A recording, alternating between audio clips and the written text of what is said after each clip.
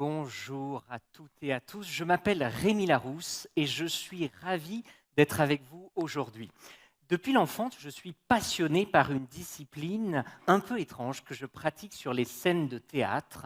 Et ce n'est pas qu'une passion, je crois qu'elle a beaucoup à nous apprendre sur nos intuitions, sur nos réactions, sur nos raisonnements. Et je vais en faire la démonstration dans un instant, car je veux vous montrer comment notre cerveau réagit face à l'inconnu pour en tirer quelques clés pour mieux penser et agir en équipe face à l'incertitude. Et je vais commencer par une expérience interactive. J'aurai besoin de quelqu'un dans la salle. Et monsieur, quel est votre prénom ? Nicolas ? Nicolas, vous êtes très proche du bord de scène, hein, Nicolas. Hein. Pas de chance, venez me rejoindre sur scène, on peut vous applaudir. Venez, Nicolas, des applaudissements pour Nicolas. Venez par ici, venez par là, Nicolas. Et Nicolas, vous allez vous placer en face du micro et nous allons commencer par une expérience très simple d'échauffement. Je vais vous demander dans un instant de faire un choix. Ce sera un choix parmi 4, Nicolas, et je pense que je peux anticiper votre choix avec une précision de 95%. Et comme je pense que je vais pouvoir anticiper votre choix, on va parier de l'argent. Je vais parier 150, 10 euros. 10 euros, c'est suffisant, Nicolas. 10 euros, je place les 10 euros ici. Et dans un instant, je vais vous montrer quelques symboles simples. Vous allez en choisir un au hasard, Nicolas. Il y a le triangle, il y a l'étoile, il y a le cercle et il y a le cœur. Nicolas, avez-vous choisi un symbole ? Oui. Oui. À haute voix, quel est le symbole que vous avez choisi ? Le cercle. Le cercle. Nicolas, je savais que vous alliez choisir le cercle et je vais vous le prouver dans un instant. Et vous allez vous dire, dans 2 minutes, j'aurais dû changer d'avis. J'aurais dû changer d'avis et ne pas prendre le cercle. Alors, je vous donne la possibilité de changer d'avis, Nicolas. Voulez-vous le cercle ou voulez-vous choisir un autre symbole, Nicolas ? Je conserve le cercle. Oui, parce que la plupart des gens ne changent pas d'avis après le premier choix. Vous savez, Nicolas, je savais que vous alliez choisir le cercle, car regardez, à l'intérieur de cette enveloppe, j'ai mis une feuille de papier, pas 2, pas 3, juste une feuille de papier, avec un message inscrit pour vous, n'est-ce pas ? Sur cette feuille de papier, en grand, vous choisirez le cercle. Je garde les 10 euros, mais vous avez les applaudissements du public, Nicolas. On va augmenter le nombre de possibilités et dans un instant parler de ce qui s'est passé là. Nicolas, regardez-moi un instant, placez vos bras le long du corps, c'est parfait. Je vais vous demander de visualiser un écran blanc, d'accord ? Et sur cet écran blanc, maintenant, vous voyez apparaître dans votre tête plusieurs dessins simples. Et je vais vous demander de vous focaliser sur un dessin. Prenez le temps de vous focaliser sur un dessin. Est-ce que vous en avez un en tête, quelque chose de simple que vous pourriez dessiner ? Oui, parfait. Placez-vous face au public et pour laisser aller vos talents artistiques, je vais vous confier ce carton et je vais vous demander en grand peut-être de faire le dessin. Assurez-vous que personne ne puisse voir. Faites en grand le dessin que vous avez en tête. Je peux voir le dessin que vous allez faire, mais il est important que le public ne puisse pas voir, car nous allons à présent faire un exercice tous ensemble. Faites le dessin et tout le monde, même chez vous, à travers l'écran, vous tendez votre index vers l'écran. Allez-y, tout le monde, tendez votre index vers l'écran. Tout le monde, tendez votre index vers l'écran. Même chez vous, faites-le également. Et je vais vous montrer à présent des symboles qui apparaissent ici. Et vous voyez ces symboles, je vais vous demander, avec votre index, de choisir un symbole au hasard. Avec votre index, choisissez un symbole au hasard avec votre index. Parfait, vous en avez un. Également, faites-le chez vous. À présent, je vais tous vous demander de vous déplacer vers l'horloge la plus proche. Déplacez-vous vers l'horloge la plus proche. Vérifiez que c'est bien la plus proche. Parfait. À présent, déplacez-vous, disons, vers le symbole vers le plus proche. Vérifiez que c'est bien le plus proche. Déplacez-vous vers le symbole vers le plus proche avec votre index. Vérifiez que c'est bien le plus proche. Et à présent, déplacez-vous vers le symbole bleu le plus proche. Déplacez-vous vers le symbole bleu le plus proche. Vérifiez que c'est bien le plus proche. vous êtes tombé sur un symbole au hasard, et si vous êtes tombé sur ce symbole ici, vous pouvez vous applaudir, c'est qu'on est bien synchronisé. Excellente synchronisation, même chez vous. Approchez-vous, je vous en prie. Nicolas, vous avez pensé à un dessin dans votre tête parmi plusieurs dessins avant que cette expérience ne commence, n'est-ce pas?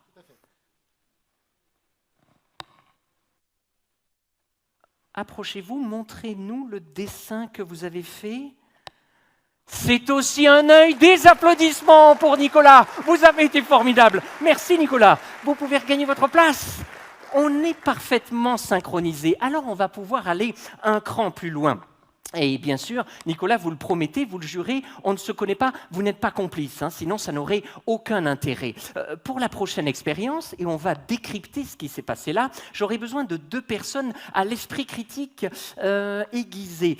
Ils se mettent souvent au premier rang, ceux-là aussi, deuxième, troisième. Et Madame Anvers, quel est votre prénom? Audrey. Et Yona, on ne se connaît pas, vous le promettez, vous n'êtes pas complice? Audrey et Yona, c'est ça? Venez me rejoindre sur scène, on peut vous applaudir. Venez Audrey, venez Yona. Et Audrey, vous allez vous placer ici. Et Yona, vous vous placerez là.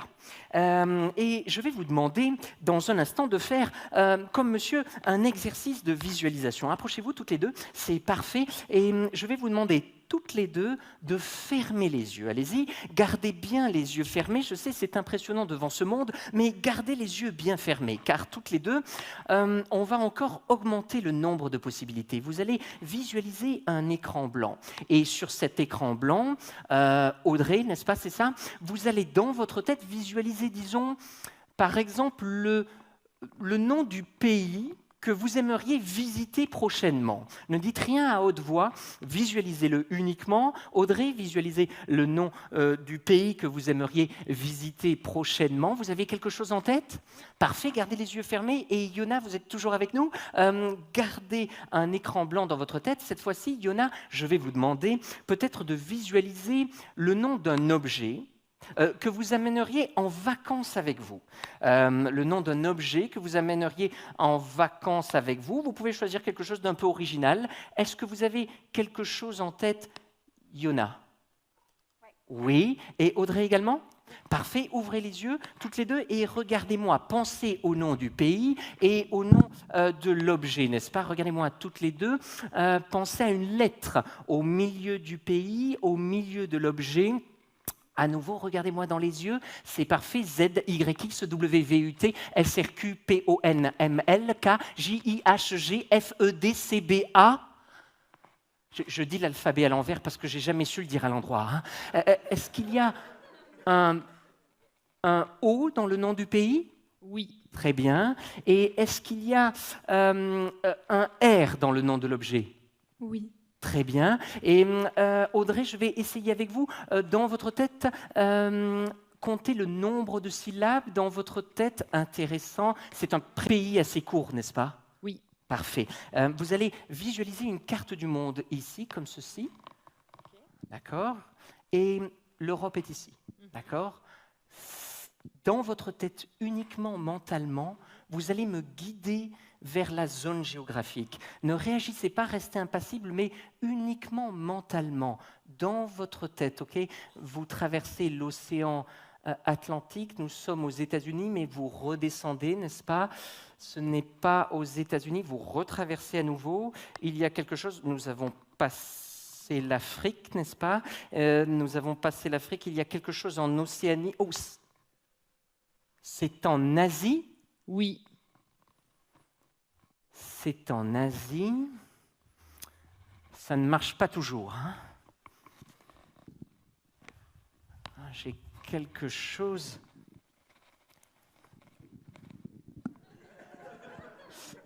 Et il y a un A aussi. Oui. C'est ce que j'ai cru percevoir tout à l'heure, mais... Fermez les yeux, Audrey, nous allons garder le suspense, gardez les yeux fermés, à haute voix, que tout le monde vous entende bien jusqu'au fond. Quel est le nom du pays que vous aviez en tête? Le Japon. Bravo, Audrey! On peut vous applaudir. Le Japon, vous pouvez regagner votre place. Merci beaucoup, Audrey. Merci d'avoir pensé. Le Japon. Le Japon. Alors, nous allons essayer de faire ça par élimination. Prenez ce micro. Ça ne marche pas toujours. Parfois, ne dites rien, restez impassible. On va parler de ce qui s'est passé là dans un instant.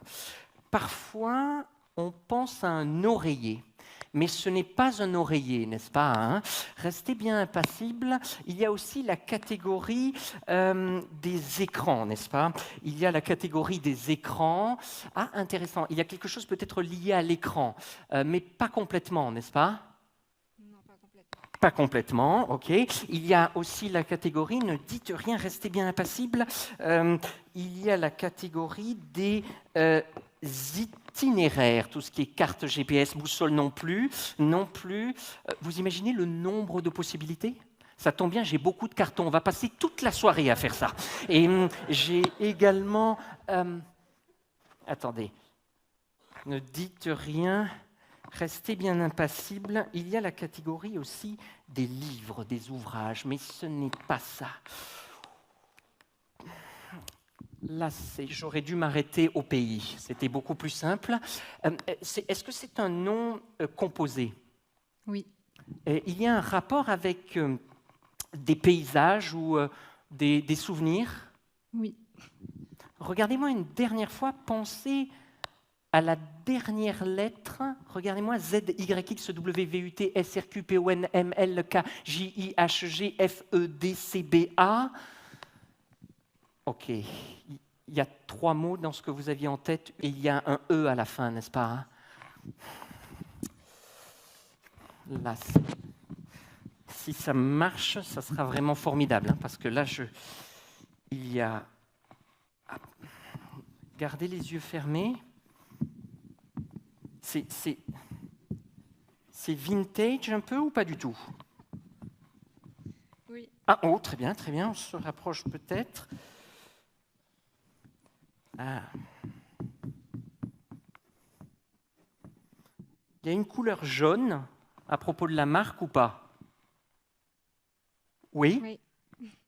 À haute voix, que tout le monde vous entende bien, quel est le nom de l'objet que vous aviez en tête?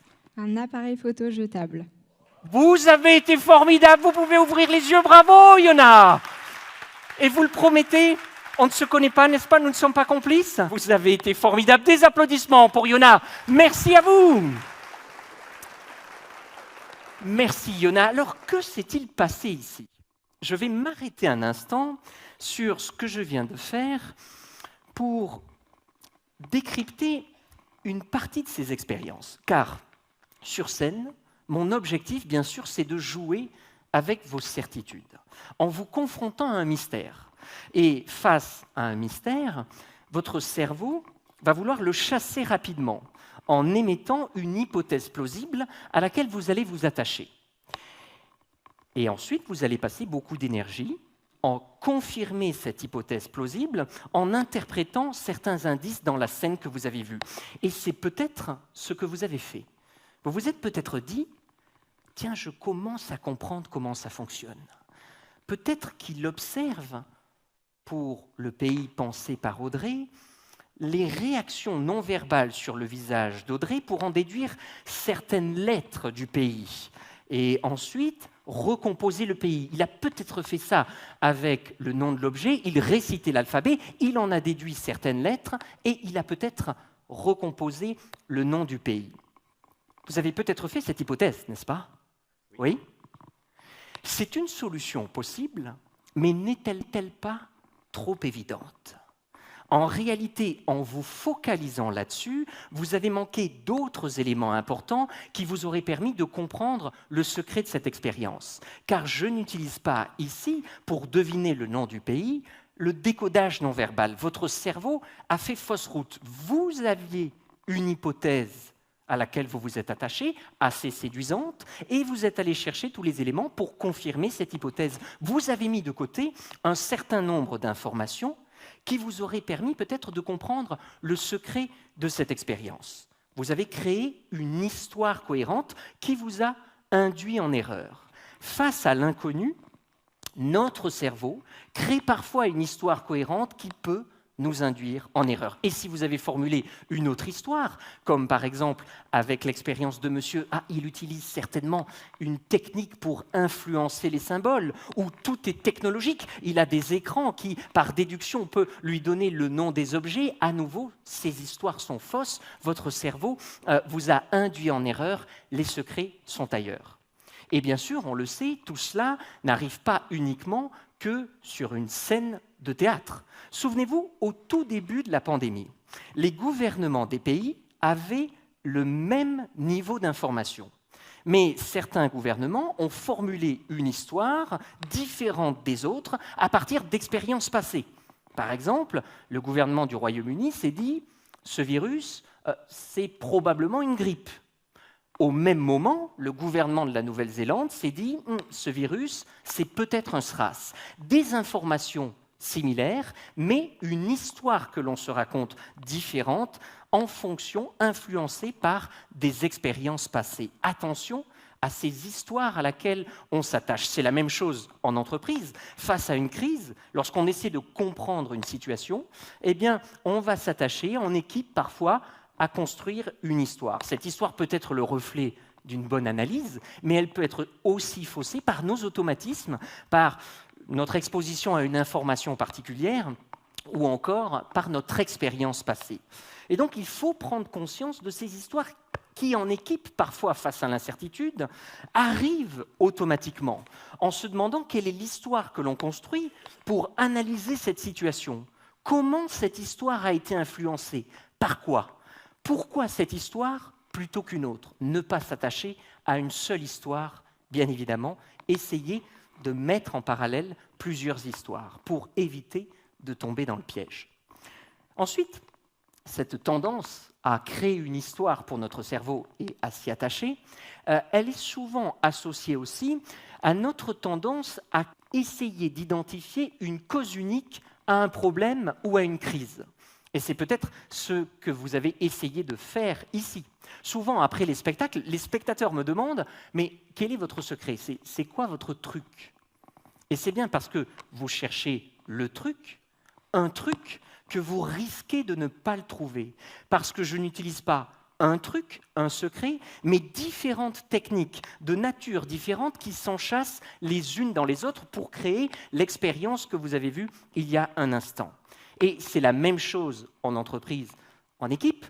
Très souvent, nous avons tendance à privilégier une cause unique aux défis rencontrés. Attention à ce piège de la cause unique, car il mène à des simplifications et des raccourcis.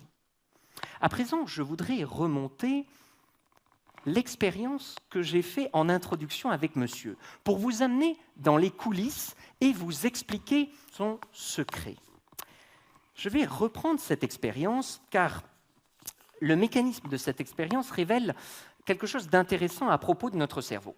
Monsieur a pensé à un symbole et j'ai parié 10 € que je pouvais anticiper le symbole que vous aviez en tête. Et vous aviez choisi, je crois, le cercle, n'est-ce pas? Je vais rejouer la scène et on va imaginer que monsieur décide de changer d'avis. Car ce qui est intéressant, c'est que notre cerveau, dans cette expérience, a du mal à imaginer les chemins multiples, ce que les mentalistes et les illusionnistes appellent les chemins multiples que peut prendre cette expérience. Regardez bien, je vous rejoue la scène et je vous en explique le secret. Vous voulez changer d'avis, monsieur. Vous ne voulez pas le cercle. Quel symbole voulez-vous? L'étoile. Ah, vous avez décidé de choisir l'étoile. Vous savez, monsieur, je savais que vous alliez choisir l'étoile. Vous savez pourquoi? Parce qu'à l'arrière de l'étoile, j'ai mis un message pour vous, un seul message. Vous choisirez l'étoile. Et à l'arrière du cercle, j'ai également mis un message, vous choisirez l'étoile. Et à l'arrière du cœur, j'ai mis un message, vous choisirez l'étoile. Et à l'arrière du triangle, j'ai mis un message pour vous, vous choisirez l'étoile. Je garde les 10 € et vous avez également les applaudissements du public. J'étais prêt à cette éventualité. Mais notre cerveau a du mal à imaginer les chemins multiples que peut prendre cette expérience. Imaginons maintenant que monsieur décide de choisir un autre symbole. Il change à nouveau d'avis. Je vous rejoue la scène. On va imaginer que vous choisissiez le triangle. Vous décidez de choisir le triangle, n'est-ce pas? Vous voulez le triangle. Je savais que vous alliez choisir le triangle. Vous savez pourquoi? Parce qu'à l'arrière de cette enveloppe, j'ai inscrit un message pour vous. Pas deux, pas trois, un seul message qui dit « Vous choisirez le triangle ». Notre cerveau a du mal à imaginer les chemins multiples que peut prendre cette expérience. À présent, imaginons que monsieur décide de changer d'avis à nouveau et choisisse le cœur. Est-ce que quelqu'un a une idée du chemin possible pour le cœur? Exactement, le billet. On a tendance à l'oublier, le billet. Mais si vous décidez de choisir le cœur, je vais dire, j'étais tellement sûr de votre choix au sujet du cœur. J'étais tellement sûr de garder les 10 €. Regardez, à l'intérieur du billet, j'ai inscrit un message pour vous, pas deux, pas trois, uniquement un message. Et ce message dit, vous choisirez le cœur, je garde les 10 € et vous avez les applaudissements du public. Notre cerveau a tendance à ignorer les chemins multiples que peut prendre cette expérience. Et il n'y a que 4 possibilités. Vous pourrez réessayer cette expérience avec vos proches, elle est très étonnante. Mais ce qu'il faut retenir, c'est que c'est la même chose face à un problème. En équipe, on est souvent aveugle aux chemins multiples à explorer lors de la résolution d'un problème. Lorsqu'on s'engage sur le chemin d'une solution, ça va être plus difficile pour notre cerveau d'imaginer d'autres chemins, des solutions parfois de nature très différente, par exemple lorsqu'il faut répondre à une crise ou à une situation d'incertitude. Ensuite, je voudrais insister sur un autre point à propos de cette expérience. Souvent, à la fin de mes spectacles, les spectateurs viennent me voir et me disent « Il me manque des informations pour comprendre ce que vous avez fait, ce que vous êtes en train de faire. Il y a des informations que je n'ai pas, où est-ce que je peux les trouver? Quelles sont vos sources ?» Vous remarquerez que dans cette expérience, avec les symboles, vous aviez toutes les informations devant vous.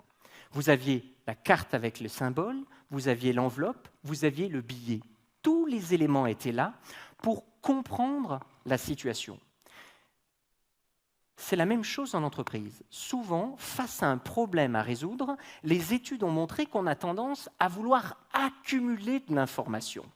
Dans l'espoir de trouver, vous savez, cette information clé qui va nous donner la solution pour débloquer une décision, pour valider une solution qu'on est en train de développer. Mais cette information clé, cette information magique, c'est un fantasme, surtout en situation d'incertitude. Elle n'existe pas. Plutôt que d'accumuler l'information, cet excès d'information, les études ont montré que plus on accumulait l'information sur un problème, plus notre capacité à agir et à raisonner avec lucidité était noyée. Il faut, comme avec cette expérience avec les symboles, ne pas essayer de chercher plus d'informations, mais utiliser son imagination et extrapoler à partir des informations que l'on a. En situation d'incertitude, face à l'inconnu, la qualité de l'imagination est supérieure à la quantité de l'information. Même chose au début de la pandémie.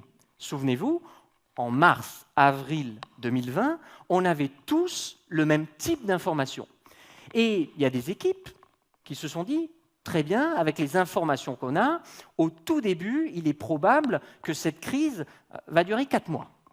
Comment je fais pendant 4 mois pour servir mes clients dans ces contraintes-là? Et puis, je travaillais pour des équipes d'un client qui se sont dit, OK, cette crise, elle peut durer 4 mois, et si cette crise durait 2 ans? J'ai dit 2 ans, c'est un peu beaucoup. Non, imaginons que cette crise dure 2 ans. Comment on fait pour continuer à servir nos clients, pour survivre, continuer à exister dans ces conditions pendant 2 ans? On le voit, les informations sont les mêmes, mais notre capacité à utiliser notre imagination avec des questions qui commencent par « et si ?», elle est clé pour se projeter et pour trouver des solutions à la situation de crise que l'on rencontre. Face à l'inconnu, la qualité de l'imagination est supérieure à la quantité de l'information. Nous parlions de problèmes à résoudre. J'ai avec moi ici dans ma main un problème que je tente de résoudre depuis bien longtemps. J'aurais besoin de la participation de quelqu'un ici. Je dirais, monsieur, quel est votre prénom ? Franck, levez-vous un instant. Et Franck, je vais vous demander de mélanger ce Rubik's. Mélangez ce Rubik's Cube, allez-y, continuez à le mélanger. Et mélanger ce Rubik's Cube, c'est parfait. Et Franck, vous l'avez mélangé ? Parfait. Je vais demander, monsieur, est-ce que vous pourriez le mélanger à nouveau, encore et encore ? Et Franck, venez me rejoindre sur scène. Venez me rejoindre sur scène, on peut vous applaudir. Venez Franck, des applaudissements pour Franck. Venez par ici, venez par là. Et Franck, j'ai amené un peu de méthode pour résoudre un Rubik's Cube. C'est un livre de résolution de problèmes. Je vais vous demander de choisir un mot au hasard. Avant cela, ça semble improbable. Mais avec moi, rien n'est impossible. Vérifiez que, je dirais, les mots sont bien différents sur chaque page. Vérifiez que les mots sont bien différents sur chaque page. Aucun doute ? Ils sont bien différents ? Ils sont différents. Parfait. Et je vais feuilleter le livre. Vous m'arrêtez. Vous me dites stop quand vous voulez. Je m'arrête au moment où vous me dites stop. Je garde les yeux bien fermés. Stop ici. Je garde les yeux bien fermés. Mémorisez le premier mot sur la page de gauche. Mémorisez le premier mot sur la page de gauche. On va éviter de le montrer à la caméra. Vous l'avez en tête ? Il est mémorisé, Franck ? Premier mot sur la page de gauche, je garde les yeux fermés. Je ferme le livre, j'ouvre les yeux. Et est-ce que le Rubik's Cube a bien été mélangé ? Je vous confie un peu de lecture pour les vacances. Et Franck, je reviens vers vous, car je vais tenter de faire deux choses en même temps. Je vais tenter de résoudre ce Rubik's Cube et je vais tenter en même temps d'essayer de deviner votre mot. Et mon record personnel de résolution de Rubik's Cube est de 13 minutes et 54 secondes. On m'a demandé de faire plus long. Et je vais étudier ce Rubik's et vous allez, dans le micro, juste répondre par oui ou par non. Regardez-moi un instant et pensez à la première lettre. C'est un petit mot. Il y a un O dans le mot, n'est-ce pas ? Il y a un O dans le mot. Parfait, c'est un petit mot. Pas plus de 2 ou 3 syllabes. Pas plus de 2 ou 3 syllabes. Parfait. Il y a un V dans le mot. Il y a un V dans le mot. Il n'y a pas de V. Très bien. Parfait. Et il n'y a pas de... Ah. J'ai battu mon record. J'ai résolu ce Rubik's Cube. Et j'ai deviné votre mot. J'ai résolu ce Rubik's Cube, n'est-ce pas, Franck ? Peut-être sur une face, alors. Peut-être sur... Non, j'ai deviné votre mot. Approchez-vous, quel était le mot que vous aviez en tête ? Je le dis. Oui. Avec un O. Oui. Outil. Outil, j'ai deviné votre mot. J'ai résolu ce Rubik's Cube. Regardez, Franck, je vais vous montrer ça dans un instant. Il suffit de changer de perspective. Je rajoute un mouvement comme ça, ici, là. Et on va faire un gros plan à la caméra. Vous voyez, cette première face, on a un O. Est-ce que vous voyez le O ? Et ici, sur l'autre face, oh, on a un U. Vous voyez le U ? Et ici, on a un T. Ici, on a un I. Et le L, est-ce qu'on a un L ? Oh, bravo, Franck, vous avez été formidable. Excellent travail de coordination. Merci, je vous en prie, Franck. Des applaudissements pour Franck. Franck, mesdames et messieurs, et c'est sur cette image que je voudrais m'arrêter un instant. Notre capacité à changer de perspective. Changer de perspective en période d'incertitude sur nos clients, changer de perspective sur nos produits, sur nos services, sur nos modes de fabrication. Et je vous donne un exemple de changement de perspective. Je travaillais récemment avec les équipes d'une entreprise qui fabrique de l'huile de moteur pour voiture. Et l'objectif, c'était de penser la transformation de l'entreprise avec l'arrivée des véhicules électriques. On le sait, il y a très peu d'huile dans les véhicules électriques et elle est injectée dès la fabrication. Et ces équipes avaient une perspective sur leur métier qui était, nous, on fabrique de l'huile de moteur de voiture de très bonne qualité, avec tous les éléments du business model associé, la relation avec les garagistes, la R&D sur l'huile, etc., etc. Et pour réussir à changer de perspective, l'objectif était de revenir au sens même de leur métier.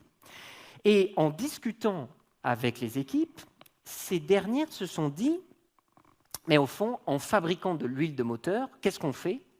On supprime les frictions. C'est évident. C'est évident. L'huile sert à supprimer la friction.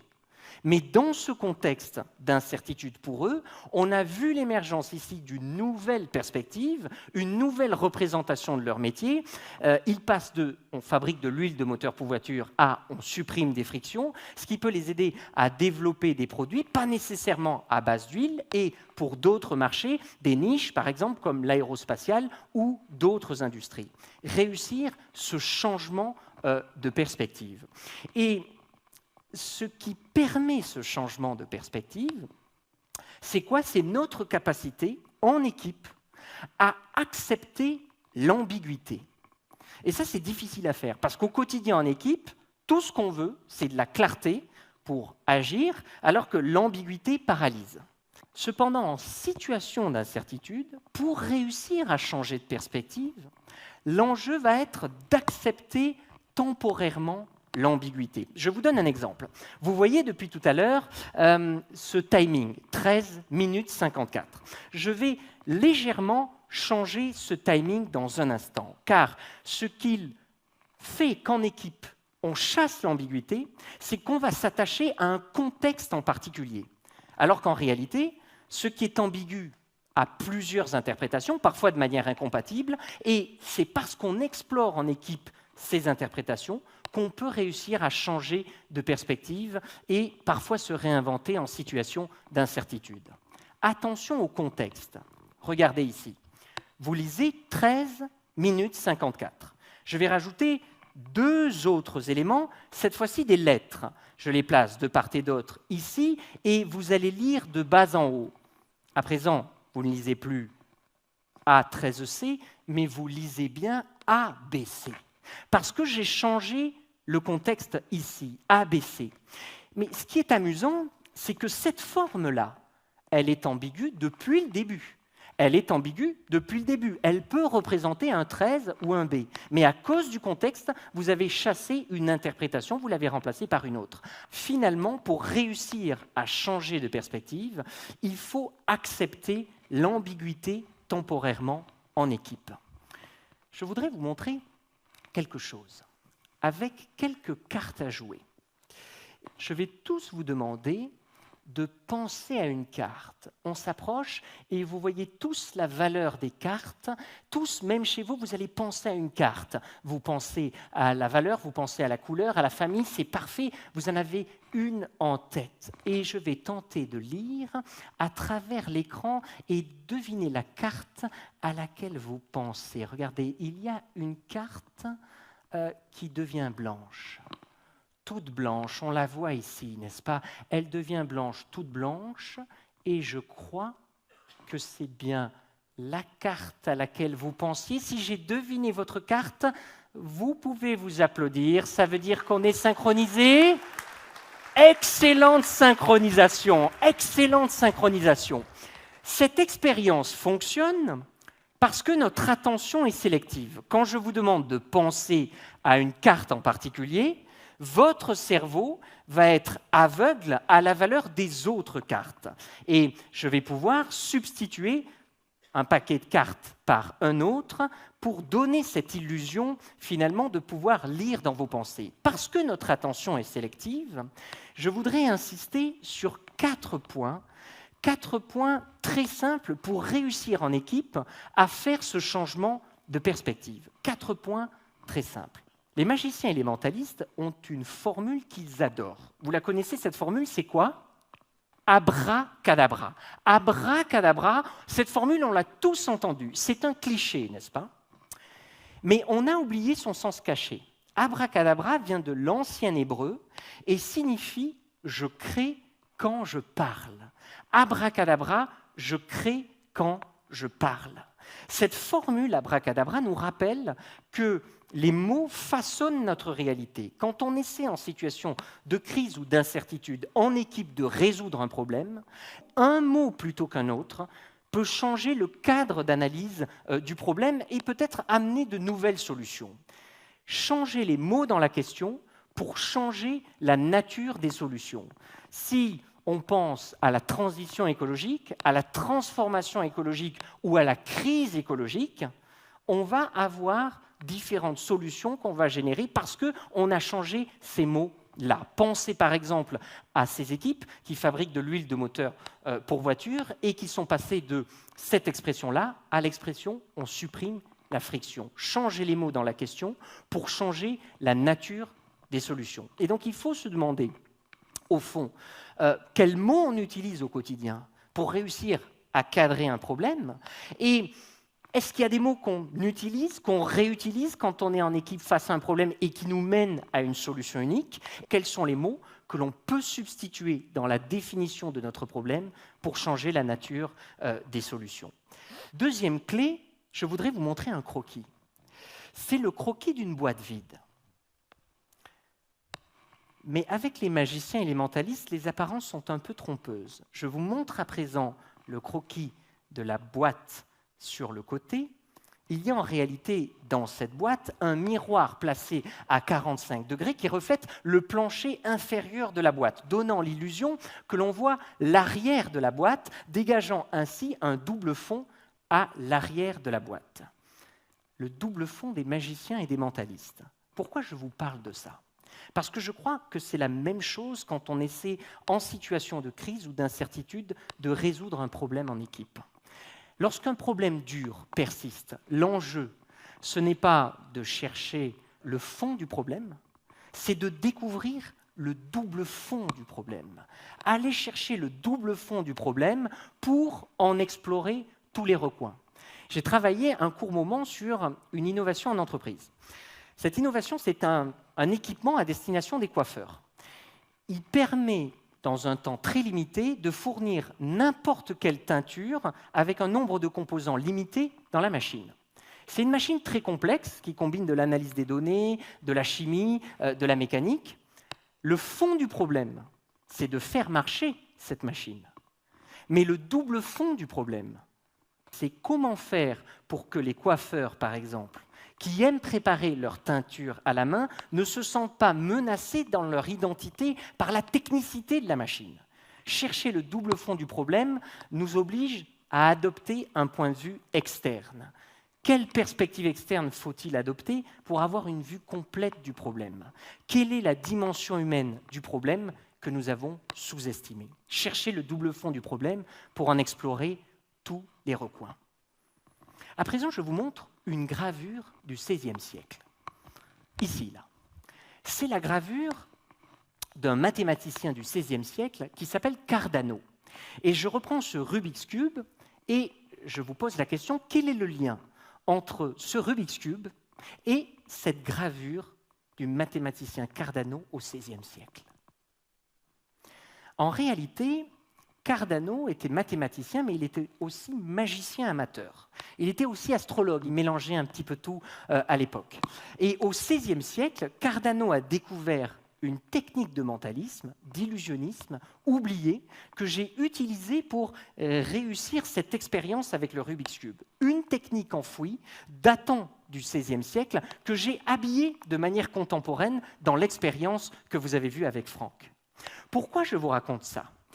Parce que lorsqu'on est face à un nouveau problème en équipe, en situation de crise par exemple, parce que l'être humain adore la nouveauté, il va chercher une solution nouvelle à ce nouveau problème. Alors que le réflexe qu'on doit avoir, c'est finalement d'essayer d'abord d'aller regarder vers les solutions oubliées, vers les solutions enfouies. Faites revivre et tester les solutions oubliées et mises de côté. Et je pense qu'avec les défis de la transformation écologique qui mènent à des contraintes très fortes sur la matière et sur les modes de production, on va redécouvrir en équipe ces solutions oubliées et mises de côté. Je discutais avec une chercheuse, Anne Annesland, qui a créé, avec une équipe de 15 chercheurs, une entreprise en France qui conçoit des systèmes de propulsion de satellites. Annesland a réussi avec son équipe à développer des systèmes de propulsion beaucoup plus respectueux de l'environnement, et ils l'ont fait en redécouvrant une idée des années 60 qui était négligée. Utiliser non pas du xénon, mais de l'iode comme système de propulsion de satellites. Une solution oubliée dans les années 60, qui a été creusée puisqu'ils ont lancé l'an dernier leur premier satellite à propulsion à iode. Faites revivre et tester les solutions oubliées et mises de côté. Ça suppose, en équipe, de dépasser le « on a déjà essayé, ça n'a pas marché ». Ça suppose de garder la mémoire de l'entreprise, attention à nos organisations amnésiques, et ça suppose d'aller chercher aussi et de valoriser ceux qui ont cette mémoire des projets qui ont été mis de côté et oubliés. Quelles sont les solutions anciennes qui peuvent être appliquées à ce nouveau problème, et qu'est-ce qui rend possible aujourd'hui cette idée oubliée? Peut-être une nouvelle réglementation, peut-être un changement dans l'attitude des clients, peut-être une nouvelle brique technologique. À présent, je voudrais insister sur le dernier point. J'adore les jeux de cartes. Et vous le savez, dans les jeux de tarot, il y a une figure particulière qui est la figure du fou. Ça a donné la figure du joker dans les jeux de cartes classiques. Le fou et le joker, c'était des personnages qui contournent la logique. C'est des personnages qui brisent la logique. Ils tiennent parfois des propos qui semblent absurdes, mais qui ont un fond de vérité. Pourquoi je vous raconte ça ? Parce qu'il faut aussi, en situation d'incertitude, réussir à tester, considérer certaines idées qui semblent absurdes jusqu'à ce qu'elles réussissent. Très souvent, une bonne solution, elle est logique, elle est évidente, mais a posteriori. Souvenez-vous, par exemple, il y a 4 ans, l'industrie alimentaire a rencontré une crise. Cette crise, vous la connaissez, c'est la crise du plastique à usage unique ou de la paille en plastique. Il y a eu un basculement dans l'opinion qui a entraîné les gouvernements à agir et à réglementer pour interdire toutes les pailles en plastique et les plastiques à usage unique. Et la solution à ce défi, qui consistait à produire très rapidement des pailles en papier plus écologiques, par exemple, eh bien, elle est venue d'équipes qui travaillaient dans un secteur totalement différent. Ces équipes, elles fabriquaient des cigarettes. Ces équipes, elles ont regardé le produit qu'elles fabriquaient et elles se sont dit, mais au fond, une cigarette, c'est quoi? Si j'enlève le filtre, si j'enlève le tabac, qu'est-ce qui reste? Il reste un tube en papier. Le tube ressemble à la paille. Si on arrive à renforcer l'épaisseur du papier, on peut peut-être répondre au défi de produire des pailles en papier plus écologiques en grande quantité. Quand je vous raconte cet exemple, on le voit, il est évident. Tout semble logique. Bien sûr qu'une cigarette ressemble à une paille en papier. Mais cette idée n'est pas du tout évidente au départ. Il faut d'abord penser, par exemple, à oublier la fonction première de son produit. Il faut réussir à voir la valeur de l'innovation, non pas dans le produit assemblé, mais dans un composant du produit. Il faut être capable d'avoir conscience d'une crise dans un autre secteur. Examiner ces idées absurdes, elles sont absurdes jusqu'à ce qu'elles réussissent. Est-ce que j'entends, par exemple, souvent, de la part des équipes, des solutions décalées? Si on n'entend pas assez de solutions décalées, peut-être qu'il y a un problème de diversité dans l'équipe, peut-être qu'il y a un problème de sécurité psychologique. Elles sont là, mais elles ne sont pas évoquées. Est-ce qu'on arrive à tester les idées surprenantes, à les expérimenter? Et ces 4 clés, changer la nature des mots dans la question pour changer la solution, explorer le double fond du problème, faites revivre les idées oubliées et examiner les idées absurdes, elles nous permettent de prendre un temps d'avance finalement sur la prochaine crise. On en parlait tout à l'heure. Et j'ai un objet ici qui représente ce temps d'avance.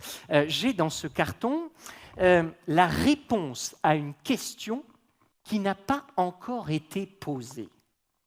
Et je place ce carton bien face à vous. Assurez-vous que personne n'y touche, personne ne l'échange, et j'aurai besoin de la participation de quelqu'un ici. Par exemple, madame, quel est votre prénom? Stéphanie. Stéphanie, venez me rejoindre sur scène. On peut vous applaudir. Des applaudissements pour Stéphanie. Venez par ici, venez par là. Et Stéphanie, nous allons nous placer ici. Stéphanie, j'ai amené quelques livres des intervenants qui se sont succédés sur cette scène et qui vont également passer demain. Nous avons Kate Crawford, le contre-atlas de l'intelligence artificielle, Lionel Nakache, Carlota Pérez et d'autres, Antifragile de Nassim Nicolas Taleb. Stéphanie, c'est ça? Vous allez toucher un livre avec votre doigt et vous en choisissez un. Celui-ci. Vous avez pris un moment pour réfléchir. Je joue souvent sur vos automatismes, mais là, vous avez choisi un livre qui est Le rêve et la métaphore, n'est-ce pas, source et structure du lien social de Michael Dandrieux. Je vais vous demander dans un instant de feuilleter le livre. Pour choisir une double page, allez-y, feuilletez le livre et choisissez une double page avec beaucoup de texte. Il faut beaucoup de texte. Est-ce qu'il n'y a pas uniquement des images ou... Celle-ci? Parfait. Laquelle voulez-vous? Approchez-vous, page de gauche ou page de droite? Page de droite. Approchez-vous, je vous en prie, Stéphanie, car dans un instant, nous allons sélectionner un mot au hasard. Je vais laisser passer mon doigt ici et très lentement, vous allez me dire stop. Par exemple, si vous m'arrêtez ici, on a le mot réalisation, n'est-ce pas? Si vous m'arrêtez, par exemple, un peu plus bas, quel est le mot? Dialogue, pourquoi pas. Nous allons faire le choix à présent, mais je vais vous demander cette fois-ci de vous laisser aller, de ne pas vous laisser influencer par les mots. Je ne regarde pas la page et vous me dites stop quand vous le voulez. Stop ici. Est-ce que vous voulez ce mot ou est-ce que vous voulez changer, Stéphanie? Non, ce mot. Sur quel mot vous vous êtes arrêté? L'œil. Dans le micro, dites-le à haute voix. L'œil. L'œil. Vous vous êtes arrêté sur l'œil. Et un peu plus haut, là, il y avait perspective. Un peu plus haut, il y avait perspective. Mais vous vous êtes arrêté sur œil. Et vous l'avez fait spontanément, n'est-ce pas? Il y a environ 250 mots par page. Il y a environ 300 pages. 250 par 300 pages par livre, multiplié par le nombre de livres 6, ça fait beaucoup de possibilités. Beaucoup. Et parmi toutes ces possibilités, vous êtes tombé sur un mot. Vous avez choisi « œil », n'est-ce pas? Et pas perspective. Ça m'aurait arrangé que vous choisissiez « œil » parce que j'avais mis le mot « perspective ». C'est pas grave. On n'était pas loin. C'est ma faute. Je n'aurais pas dû vous choisir. Non, je plaisante. Vous pouvez regagner votre place, on peut vous applaudir. Merci Stéphanie. Des applaudissements pour Stéphanie. Attendez, souvenez-vous quand même. Au tout début de notre rencontre, vous avez joué avec des symboles, n'est-ce pas? Et vous êtes tous arrivés sur un symbole. Et ce symbole, c'était... Ah, bon, quand même. Le hasard vient parfois à la rescousse. Et monsieur, vous aviez pensé à un symbole, l'œil. On sous-estime parfois le hasard dans l'incertitude et notre capacité à fournir des solutions. L'œil. Bon, ce n'est pas très satisfaisant, je suis d'accord. Mais on a parlé de l'importance d'interpréter les informations. Souvenez-vous, avec Yona, n'est-ce pas, tout à l'heure, j'ai fait plusieurs tentatives, n'est-ce pas, pour deviner votre objet. Et il y avait la possibilité d'oreiller. Et oreiller commence par un O. Il y avait la possibilité également de choisir écran. Écran commence par un E, O-E. Itinéraire commence par un I. Et livre par un L, O-E-I-L. Œil, excellent choix. On peut vous applaudir, Stéphanie. Merci d'avoir choisi ce mot. Œil. Et on disait au tout début qu'il faut réussir à changer de perspective, littéralement, parfois, inverser le point de vue. Accepter en équipe l'ambiguïté, car l'ambiguïté mène à plusieurs interprétations possibles. Plusieurs interprétations possibles ici, et là, elle mène à un mot. Pas n'importe quel mot. Œil, excellent travail, bravo Stéphanie. Merci à tous d'avoir pensé. Merci à vous. Bonsoir.